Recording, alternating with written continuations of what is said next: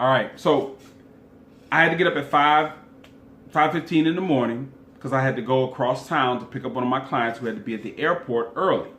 So after I picked them up, dropped them off at the airport, I went home to get some sleep because I knew I was getting up a little bit later on to work out with my daughter. We have these regular workouts. We work out anywhere from 30 minutes to an hour, but they're very intense. You know, she's getting herself in great lean shape, and it's actually helping me out.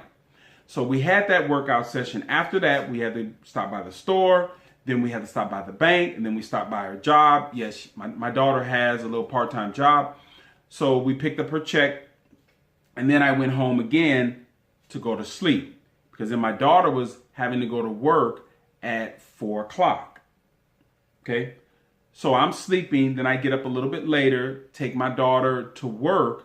Now I have to go pick up the 15-passenger van to get ready for the evening. So then I go pick up the van. I have another meeting downtown, and all this time I would have been able to maybe just relax had I had the driver in place that backed out. Okay, so then I have a meeting downtown, then I have to turn right back around, go get the sedan that I'm taking, the individuals out to dinner, take them out to dinner, then I come home, relax, sleep for a few hours. Then I have to get back up and pick my daughter up at 8 o'clock, who's getting off from work, take her home, because no, she doesn't have a car yet. We haven't gotten to that point yet. So I'm holding off as much as I can before I get this young lady a car, even though she's very responsible. But I pick her up from work, take her home. So then I can go back home and sleep for a few hours before I have to go and pick up these other clients that were on the dinner run.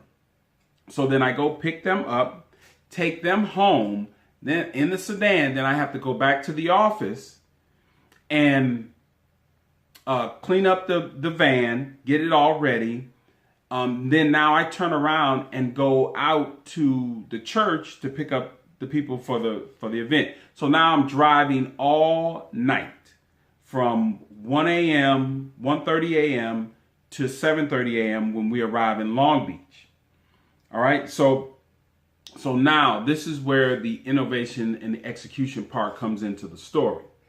When I arrived at Long Beach at this church, beautiful church, they have rooms, they have areas downstairs where they can serve breakfast. I mean, it is a beautiful facility, but what they have these living quarters, these transitional housing living quarters that they use for individuals that are going, you could be going through a divorce, you could be moving in from another town, maybe that has a sister church, or you could be transitioning from prison, all these different things. They have little units that they put you in, they put you on a program. Either you're going to be in there a day, 2 days, a week, a month. They put you on a plan and say, hey, at this particular time, you're going to, receive some instructions from the church.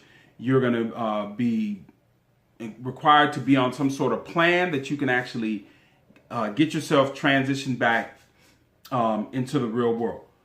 So what they did with me is, since I was the driver and they knew I was up all night, they put me in one of the quarters, which actually I think is the one specifically for the pastor, in case he needs to rest, get some rest if it's going to be a long day.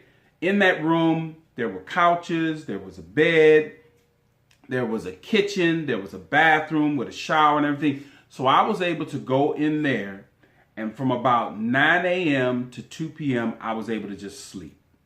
Sleep for 5 hours. Get my mind right, reset my body.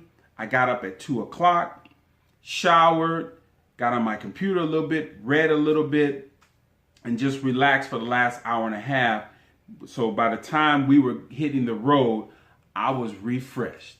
Now again, innovation is rewarded. Execution is worship. That is the statement that I want to get clear to you, clear to everyone who's looking at this. Innovation is rewarded. Execution is worship.